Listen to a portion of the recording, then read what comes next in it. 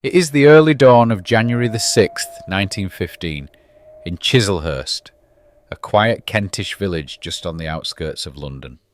The streets are narrow, flanked by thatched cottages and rolling commons dotted with ancient oaks. A milky winter light filters through damp mist, hovering low over gravelly hills, the very origin of Chislehurst's name. In a plain farmhouse, Rowan Tree Cottage on Holbrook Lane, Emily Mary Buchan labours through a long labour. Outside, the hush is palpable, broken only by a distant church bell from St. Nicholas sounding its first chime to herald the new year. Finally, at around 6:20, Mary gives birth to Alan Wilson Watts. The room is warmed by oil lamps, the air scented with straw and fresh linen. A damp chill threads in through a cracked window. A cradle stands ready beside coals and dancing flames in the hearth. This newborn, soon to be the man in a sharp suit, holding a cigarette between ornate fingers, and speaking with a resonant voice not unlike a BBC announcer, will go on to reinterpret Eastern wisdom for Western souls. Chislehurst in 1915 wasn't yet swallowed by suburbia. Its air was fresh, its fields green, and its hearts tied to centuries of village customs. With 180 acres of commons, including poplar-lined ponds and rolling heathland, it had earned its reputation as a refuge for London professionals seeking peace. Little Alan wanders in churchyards and on commons, learning the names of wildflowers and butterflies and pressing damp leaves in the books that never leave his side. This middle-class family home stood modest yet welcoming.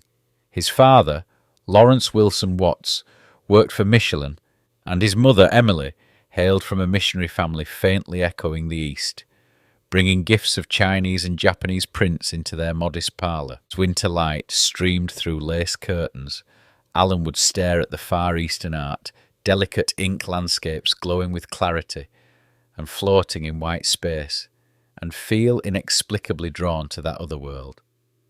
Education followed the Anglican path, local school, church services, Sunday hymns. Yet this boy was different, quiet, probing, instinctively playful with big questions, even before he could write. By age 11, he joined London's Buddhist Lodge, edited their journal The Middle Way, and by 16 published an outline of Zen Buddhism. London, 1936. Inside a cosy hall at the Buddhist Lodge, a young American teenager flits through the crowd. Eleanor Everett, practicing piano but far more tuned in to Eastern teachings than chord progressions. She's the daughter of Ruth Fuller Everett, a wealthy American socialite immersed in Zen practice, who's now caught Alan's attention. He's 20 on, magnetic, scanning Buddhist texts and debating philosophy late into the night. The two meet over tea and koans. Alan falls for Eleanor's fiery intellect and exotic sensibility. By the end of that year, they're engaged. It feels like destiny. In April 1938, they are married in an Anglican church in Earl's Court. The ceremony blends Buddhist rituals with English ceremony. Within months, they sail to New York aboard the HMS Bremerton. Accompanied by Eleanor's mother Ruth and her generosity, she pays their Manhattan rent, introduces them to New York's Jungian circles, and gets them connected. They settle into a cosy apartment on East 65th Street, and Alan begins informal study with Soki Ann Sasaki, the Rinzai Zen monk who will become stepfather to Ruth. Alan observes his quiet practices, but koan discipline feels cold. He never becomes a monk, but he drinks in the presence of a Zen master living day to day. The wind bites sharp through the streets of Evanston, Illinois. Autumn leaves scatter across cobblestone paths. You follow Alan as he steps through the archway of Seabury Western Theological Seminary, a tall, ivy-wrapped brick building that smells of pipe smoke and old wood. It's 1941. He's 26 years old, and this is his next experiment in meaning. The chapel bell tolls as he finds his seat in a small lecture hall. Around him, Future Episcopal priests flip through Bibles and nod solemnly as a professor begins reading from the Book of Common Prayer. But Alan's eyes are somewhere else, distant, questioning. He's here to study theology, yes, but also to test it. Can Christian mysticism hold the same flame he felt in the ink scrolls of Japan and the laughter of Zen monks? The days are structured, morning prayers, Latin, Greek, systematic theology. Alan plays along, always respectful, always sharp. But his notebook fills more with Lao Tzu quotes than Lutheran dogma. At night he writes furiously, letters to friends back in England, long journal entries filled with paradoxes and possibilities, and a manuscript begins to take shape, a deep personal work challenging the very boundaries of Western religion. He calls it Behold the Spirit, not a sermon, but a spiritual manifesto. He wants to show that Christian experience, when stripped of guilt and hierarchy, pulses with the same vitality as Zen. In 1944, he's ordained. Black robe, candlelight, a quiet cathedral ceremony. You can almost see the thoughts racing behind his calm expression. Not doubt exactly, but friction. He takes up a role as chaplain at Northwestern University. Students flock to his talks. He speaks like no one else. He brings Meister Eckhart and Mahayana Buddhism into the same sentence, ties them together with metaphors about music and waves and clouds. His sermons are poetic, provocative, and the pews stay full. But something starts to crack. Each Sunday morning the robe feels heavier. The rituals, the repetition, the expectation to conform, they start to dull his edge. He doesn't disbelieve, but he outgrows. He begins to feel like an actor in someone else's play. The mysticism is still there, but buried under the weight of doctrine. In 1950, he walks away. No fanfare, no dramatic letter of resignation. He simply stops, steps off the path, out of the collar, and into the unknown. He retreats north to a quiet farmhouse in upstate New York. Fields, trees, time. Here, in the cold silence of long evenings, he writes, the wisdom of insecurity takes form. No footnotes, no theology, just truth. Life is uncertain. The search for control is the cause of suffering. Real peace only comes when you stop grasping for it. Then, in 1957, he publishes The Way of Zen. This one hits hard. A clear, elegant introduction to Zen's tangled roots. No riddles, no dogma, just rhythm, clarity, humour, paradox. The book becomes a surprise bestseller, and with it, Alan Watts becomes something unexpected. A philosopher with an audience. Not a priest, not a monk, just a man with a pen and a voice. And now, a growing chorus of readers who hear in his words what they have always half known, that life, in all its chaos and imperfection, is already enough. The ceiling is melting into the ocean, not literally, but in this moment none of that matters. The room is pulsing, not with light but with meaning. The grain in the wood speaks, the carpet breathes. You close your eyes and 1,000 silent universes open up inside your chest. You are not Alan Watts anymore. You're everything. A wave, a breath, a joke. You are the observer and the observed, the question and the punchline. And when the laughter comes, it's not yours. It's the world's. This is your first LSD trip. Not recreational, as are never that. It's a ritual, a stripping away. And what's revealed is not some foreign dimension, but the naked truth of now. You come down slowly, like fog lifting off a mountain, back into the body, back into time. But something has shifted. A layer has peeled off. The boundaries between self and other, gone. You step outside and the San Francisco fog tastes holy. It's the 1950s and you've left the East Coast behind. New York is a memory. Too stiff, too structured. The Bay Area is where the real magic's happening. The Beat generation is stirring the pot. Ginsberg and Kerouac. both talking about Zen like it's jazz, and you are the jazz. You speak Zen, Taoism, Vedanta, and LSD, like they're dialects of the same secret language. Your base is now a houseboat in Sausalito, a floating study. Sunlight dances on the bay outside your window and inside, books, incense, bottles of burgundy, piles of letters. There's a lecture at Berkeley one night, a salon on your deck the next, then a drive down to a salon, the cliffside sanctuary above Big Sur. A salon is wild. Part spa, part think tank, part temple. Steam rises from hot springs as barefoot philosophers sit and quote the ancients. You hold court in a bathrobe, surrounded by seekers, surfers, and spiritual outlaws. You talk about nothing.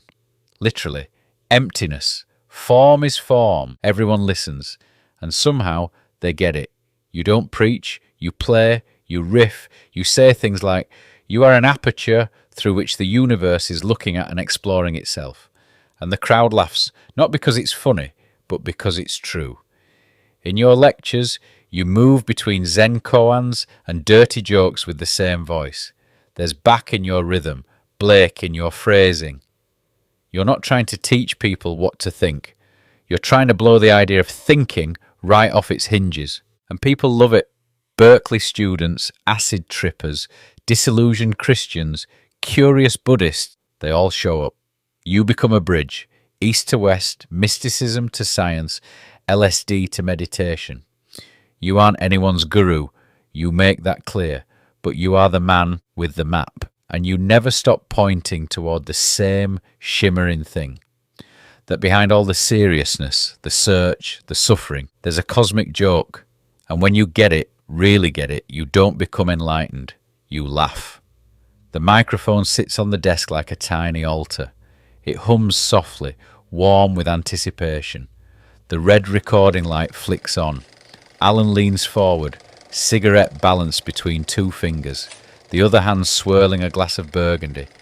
He inhales once, clears his throat, and then, the meaning of life is just to be alive. It is so plain and so obvious and so simple, the voice fills the room. It's not just British, it's refined, clipped and clear, but somehow loose too. Like a well-fitted robe. Each word lands with intention. Each pause is music. It's not a lecture. It's not a sermon. It's a performance. You're sitting in a tiny Bay Area radio station in the early 1960s. The studio smells like coffee and dusty books. Outside, the world is swirling. Protests, acid trips, war, awakening. Inside, there's only the voice. It washes over you. You don't need to understand it all. You just feel it. People start to notice.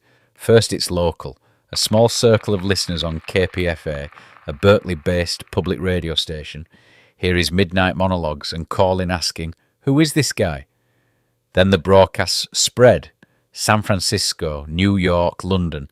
His lectures start appearing on vinyl records, sold in indie bookshops and yoga studios, tucked between On the Road and the Bhagavad Gita. Students press play on cassette tapes in candlelit dorm rooms, smoke curling in the air, rewinding favourite lines again and again. You are something the whole universe is doing, in the same way that a wave is something the whole ocean is doing. And just like that, he becomes a movement. He doesn't tour stadiums, he doesn't write bestsellers every year, but his voice, it travels, it lingers.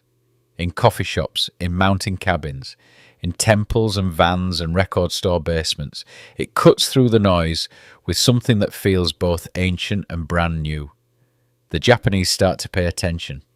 This Englishman from Chislehurst has a deeper grasp of Zen than many homegrown scholars. They invite him to speak, to write. He becomes a bridge again, not just between East and West, but between generations, between silence and sound. People start calling him a guru. He brushes it off with a grin. I am not a guru, I am simply an entertainer, but of a very high order, I hope. He means it, no robes, no movement, no ashram. He lives on a houseboat, throws parties, and laughs too loud to be anyone's prophet. But still, His influence spills out like incense in a temple with no walls. Psychologists quote him. Psychedelic researchers study him. Seekers carry his voice into monasteries and music festivals alike. He's not building a following. He's setting people free. And that voice, it keeps echoing. Through headphones, through static-filled airwaves, through the minds of people who have never heard Zen quite like this before, wrapped in metaphor, dipped in humour, and delivered like jazz. You hear the clink of ice in a tumbler before you hear his voice. It's late. The lamp is low, the fire is snapping softly, and Alan leans back into the corner of the couch, one leg tucked beneath him, a cigarette glowing between two fingers. His shirt's open at the collar. There's a book on the floor, a bottle on the table, and 1,000 thoughts dancing in the air between words. He lifts the glass. The real you is not a puppet which life pushes around. The real you, the deeper you, is the whole universe looking out through your eyes. He smiles and drinks. This is not a monk in a monastery. This is not a man who renounces the world. Alan doesn't run from the senses. He wraps them around himself like a silk robe.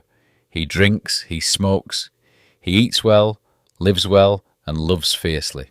Some call it indulgence, others call it honesty. The truth is, Alan never pretends to be holy. He marries multiple times. He falls in and out of love like it's weather, sometimes tender, sometimes wild. He has affairs. Some end in joy, some in heartbreak. He doesn't hide the mess. He walks through it, quotes Rumi while doing it, then turns it into a lesson about impermanence, about the dance between form and chaos. There are days he feels pulled thin. The lectures, the travel, the endless hunger others have for his voice, it wears on him. He says yes to too many things. He says yes to more drink than his body can handle. His liver suffers. His energy flickers. But still, he keeps speaking, keeps laughing, keeps showing up. And here's the thing. He never tells you he has it figured out.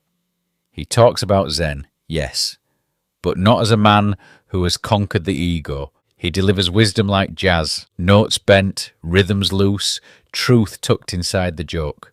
Critics call him a fraud, a hedonist, a contradiction, but he just raises an eyebrow and says, no valid plans for the future can be made by those who have no capacity for living now.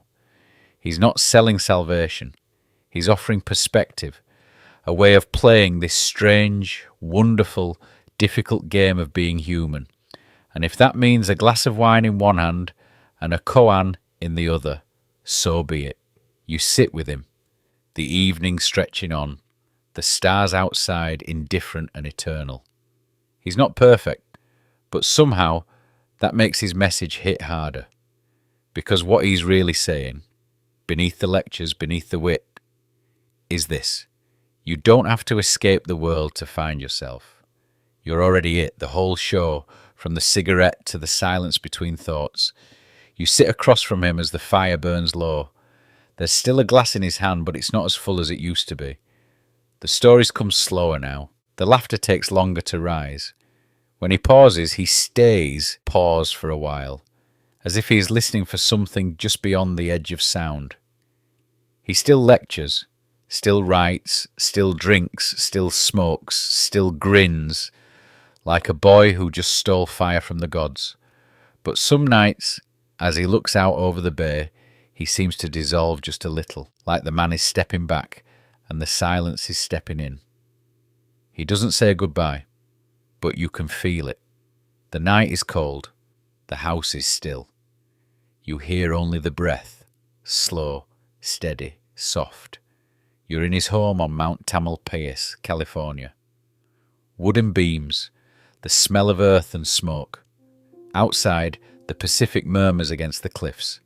Inside, Alan lies in bed, eyes closed, the shape of him smaller than you remember. The air hums with the memory of lectures, laughter, incense, music. No machines, no wires, no drama, just quiet. And then, a breath in, a breath out, no next breath.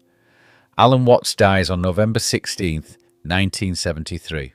Heart failure, the doctors say. His liver, long strained by years of Burgundy and philosophy, gives out. But that's just the biology. From where you sit, on the floor back against the wall, staring at the shape that once held that voice, it doesn't feel like death. It feels like he's just peeled off the costume, stepped behind the curtain, slipped back into the ocean. You remember something he said once with that sly half smile. Trying to hold on to life is like trying to grasp water. You can't do it. The more tightly you squeeze, the faster it slips through your fingers. He never feared this moment, because to Alan there is no end. There's only return. Return to the flow. Return to the play. The wave rolls back into the sea, and the sea doesn't mourn it. A few weeks later, his ashes scatter from a mountain ledge into the wind and across the Pacific. Some say you can still hear him in the trees on Mount Tam. Others find him in cassette tapes, in late-night YouTube spirals, in quiet moments where the world tilts just a little sideways and suddenly makes sense. And if you close your eyes now, you can almost hear him. You are the universe experiencing itself, and there's no need to take it so seriously. And just like that, the laugh returns. You're back where you started, not in a lecture hall or a monastery, but in a quiet space behind your eyes. Alan's gone, but the room still holds his echo. That voice, half smiling, half singing, still dancing in your ear. This is the real secret of life, to be completely engaged with what you are doing in the here and now. And instead of calling it work, it is play. He never gave you answers, just opened his doors, lit a cigarette, poured a glass, and invited you to step through the fog of seriousness and into something freer. Alan Watts didn't want followers. He didn't want disciples. He wanted co-conspirators, people willing to look past the illusion, see through the ego, and laugh with the universe, not at it. He taught that the self is not separate, that death is not the end, that God plays hide and seek and sometimes forgets that you are it. You can rewind his lectures, memorize the quotes, argue the philosophy. Or you can do what he really hoped you'd do, take a deep breath, let it go, and laugh, because in the end there's nothing to do, nowhere to go, and no one to be. You are the Big Bang, the original force of the universe, coming on as whoever you are. So go on, be the wave, be the game, be the joke, and when the curtain drops, don't panic, just smile and say, that was very interesting. Let's do it again.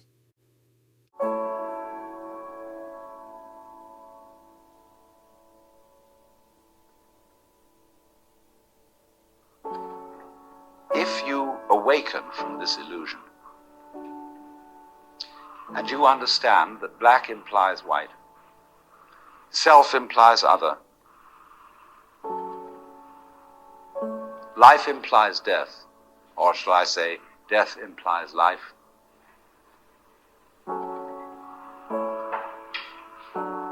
you can feel yourself not as a stranger in the world, not as something here on probation, not as something that has arrived here by fluke, but you can begin to feel your own existence as absolutely fundamental. I'm not trying to sell you on this idea in the sense of converting you to it. I want you to play with it. I want you to think of its possibilities. I'm not trying to prove it. I'm just putting it forward as a possibility of life to think about. So then, let's suppose that you were able every night to dream any dream you wanted to dream. And that you could, for example, have the power within one night to dream 75 years of time, or any length of time you wanted to have. And you would naturally, as you began on this adventure of dreams, you would fulfill all your wishes. You would have every kind of pleasure you could conceive. And after several nights of 75 years of total pleasure each, you you would say, well, that was pretty great. But now let's have a surprise. Let's have a dream which isn't under control, where something is going to happen to me that I don't know what it's going to be. And you would dig that and come out of that and say, wow, that was a close shave, wasn't it? Then you would get more and more adventurous, and you would make further and further out gambles as to what you would dream. And finally, you would dream where you are now. You would dream the dream of living the life that you are actually living today. That would be within the infinite multiplicity of choices you would have, of playing that you weren't God. Because the whole nature of the Godhead, according to this idea, is to play that he's not. So in this idea then, everybody is fundamentally the ultimate reality. Not God in a politically kingly sense, but God in the sense of being the self, the deep down basic whatever there is. And you're all that, only you're pretending you're not.